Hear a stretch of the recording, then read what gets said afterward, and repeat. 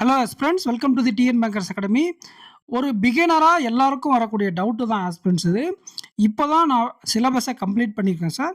நான் இப்போ mark test attend பண்ணவா, ஸ்பீட் ப்ராக்டிஸ் பண்ணவா, இல்லை எகைன் நான் வந்து பார்த்தீங்கன்னா கான்செப்ட்ஸை ரிவைஸ் பண்ணவா அப்படிங்கிற மாதிரி டவுட்டை ஒரு ஆஸ்பிரண்ட் கேட்டிருக்காரு. ஸோ எல்லா பிகினர்ஸ்க்கும் இது இருக்கக்கூடிய ஒரு கன்ஃபியூஸ்டான ஸ்டேட் என்னது மைண்ட் செட் தான். ஓகேங்களா? கண்டிப்பாக நீங்கள் என்ன பண்ணணும் அப்படின்னா ஸ்பீட் ப்ராக்டிஸ் பண்ணணும். அது எந்த மாதிரி பண்ணணும்னா, முதல்ல நீங்கள் டாபிக் வைஸாக பண்ணணும். ஓகேங்களா? டாபிக் வைஸாக பண்ணும்போது என்ன நடக்கும் அப்படின்னா, நீங்கள் ஒரு வீடியோ பார்த்து படிக்கும்போதோ இல்லை ஒரு மற்றவங்களுடைய ஹெல்ப்போட படிக்கும்போது இன்ஸ்டியூட்டோ இல்லை வீடியோ கோர்ஸோ யூடியூப்லேயோ மற்றவங்களுடைய ஹெல்ப்பை வச்சு நீங்கள் ப்ரிப்பேர் பண்ணும்போது என்ன நடக்குன்னா, நீங்கள் அங்கே எந்த இடத்துல லேக் ஆகுறீங்க, எந்த கான்செப்ட் உங்களுக்கு தெரியல அப்படிங்கிறத பர்டிகுலராக ஐடென்டிஃபை பண்ண முடியாது. அது எப்போ நடக்குன்னா, அந்த டாபிக் வைஸாக குவிஸ் எடுக்கலாம், அப்படி இல்லைன்னா பிடிஎஃப் சால்வ் பண்ணலாம். ஸோ இந்த 2 விஷயத்தில் உங்களுக்கு என்ன தெரியும்னா, தனியாக உங்களுக்கு இந்த டாப்பிக்கில் இந்த கான்செப்டில் உங்களுக்கு ஆன்சர் வரலை அப்படிங்கிற விஷயம் தெரிய வரும். 2வது செக்ஷனல் டெஸ்ட்டு சைமல்டேனியஸாக. ஓகேங்களா? இப்போ டாபிக் டைம் அண்ட் ஒர்க்கோ இல்லை சிம்பிளிஃபிகேஷனோ இல்லை சிலாஜிசமோ ஏதோ ஒரு டாபிக் சைட் பை சைடாக டாபிக் வைஸ் ப்ராக்டிஸ் பண்ணுங்கள். 2 செட்டாக பண்ணுங்கள். 10 கொஸ்டினாக கூட பண்ணுங்கள், போதும். 10 கொஸ்டினாக ப்ராக்டிஸ் மார்க் பேக் வச்சுருந்தீங்கன்னா அதில் 10 கொஸ்டினாக இருக்கும். முன்னே ஃப்ரீயாக இருந்துச்சு, இப்போ பெய்ட் ஆகிடுச்சு. இல்லை வேறு எந்த சோர்ஸோ இல்லை அடாவில் டெய்லி குவிஸஸ் இருக்குது, ஃப்ரீயாக இருக்கும், ஆப்பில் இருக்கும். ஸோ அந்த மாதிரி குவிஸஸோ இல்லை பிடிஎஃபோ எடுத்து தனியாக நீங்கள் சால்வ் பண்ணும்போது தான் உங்களுடைய மிஸ்டேக்ஸ் உங்களால் ஐடென்டிஃபை பண்ண முடியும். உங்களுக்கு தெரியாத கான்செப்ட்ஸை திரும்ப போய் நீங்கள் ரிசர்ச் பண்ணி கற்றுக்க முடியும். செக்ஷனல் டெஸ்ட்டில் என்ன பண்ணுறீங்க அப்படின்னா, அந்த ஃப்ளோ ஆர்டர் ஒரு கொஸ்டினுக்கு எவ்வளோ நேரம் நீங்கள் எடுத்துக்கிறீங்க அப்படிங்கிறது இந்த செக்ஷனல் டெஸ்ட் போடும்போது தான் தெரியும். ஓவராலாக உங்களால் அந்த 20 மினிட்ஸில் எவ்வளோ கொஸ்டின் அட்டன் பண்ண முடியுது, ஏன் உங்களால் 20 கொஸ்டின் அட்டன் பண்ண முடியல, 25 கொஸ்டின் அட்டன் பண்ண முடியல, கடைசியாக 30 கொஸ்டின் அட்டன் பண்ண முடியல அப்படிங்கிற ஸ்டேஜ் வரை போய் நிற்கணும். ப்ரிலிம்ஸ்லேயே சொல்கிறேன். ஓகேங்களா? ஃபஸ்ட்டு எல்லாரும் 15லேருந்து 18 மார்க் தான் எடுக்க முடியும், அவ்வளோதான் அட்டன் பண்ணுவாங்க. சில ஆஸ்பிரண்ட்ஸ் எடுத்தவொடனே 24, 22 போயிடுவாங்க. ஸோ அவங்களுக்கு பிரச்சனை இல்லை. பட் அவங்களுக்கும் ஒரு சில எக்ஸாமில் 24 மார்க் எடுப்பாங்க, ஒரு சில எக்ஸாமில் 12, 14 தான் எடுப்பாங்க. அதுக்கான ரீசன் என்ன அப்படின்னா, எந்த டாபிக்ஸ் உங்களுக்கு தெரியும், எந்த டாபிக்ஸ் உங்களுக்கு தெரியல, எந்த டாபிக் நீங்கள் வேகமாக சால்வ் பண்ணுறீங்க, எந்த டாபிக் நீங்கள் ஸ்லோவாக சால்வ் பண்ணுறீங்க, இந்த எல்லா கொஸ்டினுக்கான ஆன்சர் எப்போ கிடைக்கும் அப்படின்னா செக்ஷனல் டெஸ்ட் எடுக்கும்போது தான் உங்களுக்கு கிடைக்கும். ஸோ அதனால் செக்ஷனல் டெஸ்ட் ரொம்ப முக்கியம். ஓகேங்களா? செக்ஷனல் டெஸ்ட் எடுத்துகிட்டு பக்காவாக அனலைசிஸ் பண்ணணும். நான் ஏன் ஃபுல் டெஸ்ட் பக்கம் எடுத்த உடனே ஒரு பிகினர்ஸ் போக சொல்ல மாட்டேன் அப்படின்னா, ஒரு ஃபுல் டெஸ்ட் எடுத்தால் ஒரு 60 மினிட்ஸ் ஆகுது, 100 கொஸ்டின் இருக்கும். அந்த நம்ம ஆளுங்க என்ன பண்ணுவாங்கன்னா 60 கொஸ்டின் 100 நிமிஷத்தில் ஒரு 20-30 கொஸ்டின் தான் அட்டன் பண்ணுவாங்க.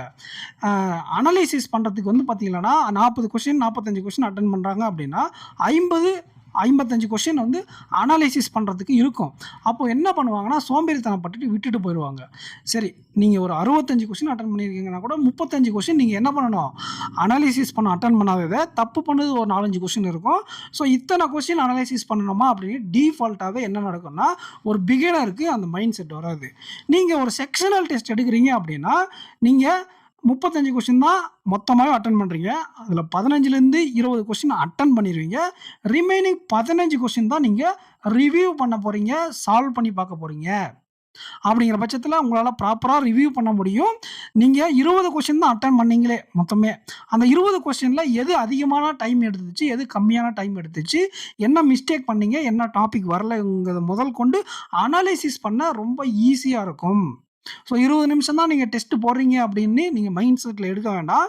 இதை நீங்கள் எப்படி யூட்டிலைஸ் பண்ணணும் அப்படின்னா, 20 செகண்டில் நீங்கள் 20 நிமிஷத்தில் டெஸ்ட் போடுறீங்க இல்லையா, 4லேருந்து 5 செக்ஷனல் டெஸ்ட் எடுக்கணும். இதே நீங்கள் ப்ராக்டிஸ் மார்க்லேயோ இல்லை வேறு இடத்துலையோ 5 கொஸ்டின் 10 கொஸ்டின் எடுக்கிறீங்களா, அது வந்து ஒரு நிறைய நம்பர் ஆஃப் செட்ஸ் 8-10 செட்ஸ் எடுக்கணும். நம்பர் ஆஃப் செட்ஸை இன்க்ரீஸ் பண்ணிக்கணும். ஓகேங்களா? நம்பர் ஆஃப் கொஸ்டின்ஸை குறைச்சிக்கணும். அப்போ தான் உங்களால் ப்ராப்பராக ரிவ்யூ பண்ண முடியும், அனலைசிஸ் பண்ண முடியும். ரைட்டுங்களா? இந்த ப்ராசஸ் எல்லாம் கடந்து வந்தால் தான் நீங்கள் ஃபுல் டெஸ்ட் போட எலிஜிபிள். ஓகேங்களா? ஸோ நீங்கள் நெக்ஸ்ட் வீக்கில் எக்ஸாமை வச்சுக்கிட்டு நீங்கள் ஃபுல் டெஸ்ட் போடுறதும் கம்பல்சரி தான். பட் ஆனால் நீங்கள் இந்த ஒன்லி 1 மார்க் தான் போடுறீங்க சார் அப்படின்னு சொன்னீங்கல்ல, அந்த ஒன்லி 1 மார்க் போடுங்க. அதோடு சேர்ந்து நீங்கள் என்ன பண்ணணும்னா டாபிக் டெஸ்ட்டு ப்ளஸ் செக்ஷனல் டெஸ்ட்டுக்கு அதிகமான வெயிட்டேஜ் நீங்கள் ஒரு பிகினராக கொடுங்க.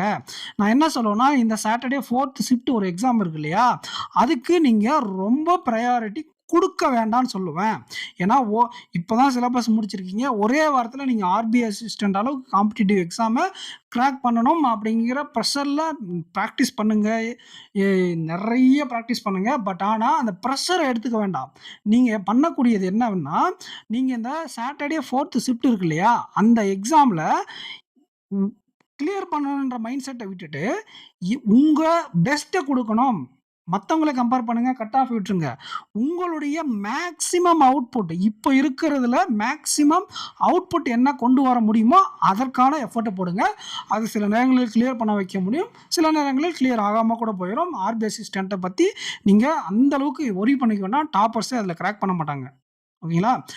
அது வந்து ஒரு சில பேரால முடியும், ஒரு சில பேரால முடியாது. நீங்கள் மற்ற எக்ஸாம்ஸில் கம்பேரிசன் பண்ணிக்கோங்க. இந்த எக்ஸாமுக்கு நீங்கள் பண்ணக்கூடிய எஃபோர்ட் அப்படிங்கிறது, நீங்கள் உங்களுடைய அட்டெம்ப்டை கூட்டணும். அது பாஸ் பண்ணுற அட்டெம்ப்டா ஃபெயில் ஆகிற அட்டெம்ப்டா கிடையாது. உங்களுடைய மேக்ஸிமம் அவுட்புட்டு, ஒரு நிமிஷம், உங்களுடைய மேக்ஸிமம் அவுட்புட்டுக்கு நீங்கள் ப்ராக்டிஸ் பண்ணணும். அது எப்போ வரும்னா, நீங்கள் முதல்ல எக்ஸாமை அனலைசிஸ் பண்ணுறதுக்கு செக்ஷனல் டெஸ்ட்டும் டாபிக் டெஸ்ட்டும் தான் கை கொடுக்கும். அதுக்கப்புறம் தான் நீங்கள் ஃபுல் டெஸ்ட்டுக்கு போகணும். இந்த செக்ஷனல் டெஸ்ட்டும் டாபிக் டெஸ்ட்டும் கடந்து வந்துட்டீங்க அப்படின்னா, பர் டே 2லேருந்து 3 ஃபுல் டெஸ்ட் போகிறதுக்கு நீங்கள் ரெடி ஆவீங்க. அதை ஒரு 25-30 நாள் போடுங்க. அதுக்கப்புறம் தான் நீங்கள் இந்த ஒரு மார்க் டெஸ்ட்னா என்ன அப்படிங்கிறது உங்களுக்கு தெரிய வரும். ரைட்டுங்களா? அந்த செக்ஷனல் டெஸ்ட்டில் போடும்போது உங்களால் 20 கொஸ்டின் தான் போட முடியும். அந்த 20 கொஸ்டினில் என்ன பண்ணீங்க அப்படிங்கிறத தாண்டி மீதி இருக்கக்கூடிய 15 கொஸ்டின் எக்ஸாம்லேயே வராது. அந்த எக்ஸாமில் வராத கொஸ்டினை ஸ்கிப் பண்ண கற்றுக்கோங்க. கொஸ்டின் செலெக்ஷன் பயங்கரமாக இம்ப்ரூவ் ஆகும் நீங்கள் செக்ஷனல் டெஸ்ட் எடுக்கிறதுனால. ஏன்னா அந்த 20 கொஸ்டினை டைமு நீங்கள் கஷ்டமான கொஸ்டின் எடுத்து மாட்டியிருப்பீங்க. 10 கொஸ்டின் தான் உங்களால் போட முடியும் கஷ்டமான கொஸ்டின் எடுத்தால். அப்போ ஒரு ஸ்டேஜுக்கு மேலே என்ன ஆகுனா, இந்த டாபிக் எடுத்தால் நம்மளால் அதிகமான அட்டெம்ப்ட் கொடுக்க முடியல, 10 கொஸ்டின் தான் அட்டெம்ப்ட் பண்ண முடியுது. ஸோ இந்த டாப்பிக்கை நம்ம லாஸ்ட்டில் வச்சுக்கலாம், இல்லை இந்த டாப்பிக்கை நம்ம போய் ஸ்பீட் இம்ப்ரூவ் பண்ணிட்டு வரலாம் அப்படின்ட்டு போய் பண்ணிட்டு வருவீங்க. ஸோ இதுதான் படிக்கக்கூடிய ப்ராசஸ். மார்க் டெஸ்ட்டில் நடக்கக்கூடிய விஷயம். ரியல் எக்ஸாமில் என்ன நடக்கும் அப்படின்னா, ரியல் எக்ஸாமில் எல்லா கொஸ்டினும் என்னவா இருக்கும் அப்படின்னா, உங்களுக்கு ஒரே லெவலில் கிட்டத்தட்ட சேமாக இருக்கும். எப்படின்னா 80% சேமாக இருக்கும் லெவல். ஓகேங்களா? 80% டிஃபிகல்ட்டாக ஒரு கொஸ்டின் இருக்குன்னா, மேக்ஸிமம் 100%, 110. ஸோ 80, 90, 110 இந்த ஒரு 10% கூட குறைய தான் இருக்கும் ஒரு செட்டுக்கு இன்னொரு செட்டுக்கும், ஒரு டாபிக் இன்னொரு டாப்பிக்கும். ஆனால் மார்க் டெஸ்ட் அப்படிங்கிறது ஒன்று வந்து பார்த்தீங்கன்னா 50% இருக்குன்னா இன்னொன்று 100% இருக்கும். இவ்வளோ வித்தியாசம் இருக்கும். ஒன்று ப்ரிலிம்ஸ் கொஸ்டின் மாதிரி இருக்கும், ஒன்று மெயின்ஸ் கொஸ்டின் மாதிரி இருக்கும். ஸோ மார்க் டெஸ்ட்டுன்றது அப்படி தான் டிசைன் பண்ணியிருப்பாங்க. அதனால் நீங்கள் என்ன பண்ணுறீங்க அப்படின்னா, இந்த மாதிரி எக்ஸாம்ஸ்க்கு ஆர்ஆர்பி கிளர்க்குக்கான செக்ஷனல் டெஸ்ட்டு எல்லா மார்க் டெஸ்ட்லாம் அவைலபிளாக இருக்கும். அதை நீங்கள் மேக்ஸிமம் யூட்டிலைஸ் பண்ணுங்கள். இந்த ஆர்பி அசிஸ்டண்ட்டுக்கு ஃபஸ்ட்டு டைம் அப்பியர் ஆகுறீங்க இல்லையா அவங்களுக்கு. ஸோ உங்களுக்கான டீட்டெயில்டு வீடியோ ஆர்பி அசிஸ்டண்ட் என்ன மாதிரி கொஸ்டின்ஸ் கேட்பாங்க, நீங்கள் எப்படி ப்ராக்டிஸ் பண்ணணும் அப்படிங்கிறது பிகினர்ஸ்க்கும் சரி டாப்பர்ஸ்க்கும் சரி நான் நாளைக்கு உங்களுக்கு வீடியோ மேக் பண்ணுறேன். மறக்காமல் இந்த வீடியோக்கு லைக் பண்ணிட்டு உங்கள் ஃப்ரெண்ட்ஸுக்கு ஷேர் பண்ணுங்கள். அண்டு நான் ஒரு வேளை அந்த வீடியோ போகிறத மறந்துட்டேன்னா நம்ம டெலகிராம் குரூப்பில் வந்து ரிமெம்பர் பண்ணுங்கள். நான் உங்களுக்காக அந்த வீடியோவை கொண்டு வரேன். சரிங்களா? எப்படி நீங்கள் இந்த எக்ஸாம்ஸ்க்கு ப்ராக்டிஸ் பண்ணணும், என்ன டாபிக் கேட்பாங்க அப்படிங்கிறத நான் ஒரு வீடியோவில் கொடுக்குறேன்.